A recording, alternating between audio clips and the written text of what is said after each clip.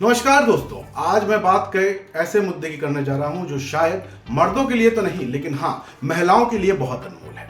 दरअसल आज मैं बात करने जा रहा हूं सोने और चांदी के दामों के लिए। चढ़ते उतरते सोने और चांदी के दामों में एक समय तो दुनिया भर को हिला कर रख दिया।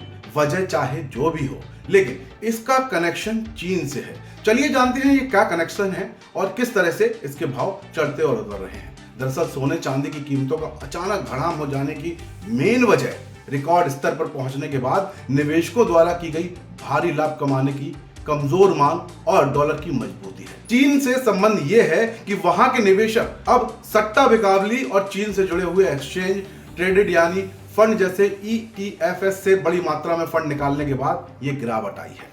इसलिए चीन से इसका कनेक्शन है। महंगे भी चीन की ही वजह से हुए थे ये सारे। उसकी वजह भी हम आपको समझाते हैं अच्छे से, क्योंकि चीन ने 2026 से चांदी के एक्सपोर्ट पर काफी ज्यादा सख्ती कर दी। कुछ नियम बनाए हैं। इन नियमों के तहत अब चांदी का निर्यात करने के लिए कंपनियों को सरकार से एक्सपोर्ट लाइसेंस लेना पड़ेगा। अब लाइसेंस लेना पड़ेगा एक्सपोर्ट का, तो जाहिर सी बात है महंगाई बढ़ेगी, लाइसेंस के लिए कुछ ना कुछ खर्चा होगा। इस पॉलिसी को 2027 तक लागू किया गया। जब इस पाबंदी का ऐलान हुआ तब अमेरिकी अरबपति एलन मस्क ने भी सप्लाई को लेकर चिंता जताई। उन्होंने एक्स पर पोस्ट कर लिखा था कि ये अच्छे संकेत नहीं है, क्योंकि चांदी कई इंडस्ट्रियल प्रोसेस में बेहद जरूरी होती है, उसका बहुत कमर्शियल यूज होता है। चांदी पहले ही सप्लाई की कमी से जूझ रही थी। जब चीन ने एक्सपोर्ट पर रोक लगाई तो बाजार में उतार चढ़ाव देखने को मिला। कीमतें कहां तक पहुंची आप देख ही रहे हैं। इसकी वजह से ही सप्लाई घटी। जब इंडस्ट्रियल और इन्वेस्टमेंट डिमांड बनी रही तब ये सारा खेल सामने आया और हमने देखा कि कैसे चांदी के दाम जो है आसमान छूने लगे।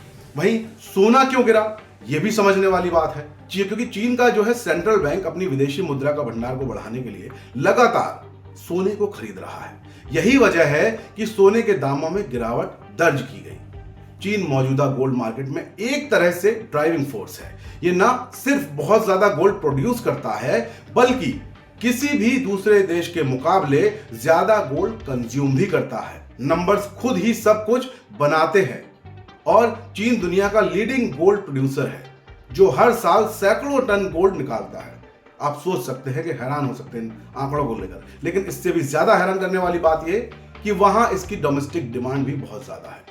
लोग चाहते हैं, इसे पहनते हैं, कई जगह इस्तेमाल होता है, जो दुनिया भर में इसके दामों के गिरने और चढ़ने के पीछे का एक बहुत बड़ा कारण है। दोस्तों, एशिया पर इसका किस तरह असर हो रहा है, यह भी एक समझने वाला पॉइंट है, क्योंकि जैसा कि हम देख सकते हैं एशिया और खासकर चीन, भारत ने सोने के मार्केट में एक अहम जगह बना ली। चीन तो आजकल अपना व्यापार भी बहुत जगह सोने से ही कर रहा है, गोल्ड के जरिए कर रहा है।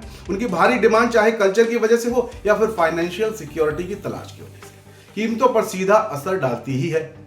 इन देशों के सेंट्रल बैंक भी अपने गोल्ड रिजर्व को बढ़ाकर एक भूमिका निभाते हैं। इन सबका मतलब है कि एशियाई मार्केट और खासकर शंघाई, ये समझने के लिए जरूरी है कि रेफरेंस पॉइंट बन गए हैं कि सोने और चांदी की कीमत किस तरफ जा रही है, मतलब घटेगी या फिर बढ़ेगी, आसमान छुएगी। एशिया में इन दो देशों की जो है साफ असर देखा जा सकता है और ये बढ़ता ही जा रहा है, जिससे ग्लोबल गोल्ड मार्केट और सिल्वर मार्केट का नक्शा भी बहुत हद तक बदल गया।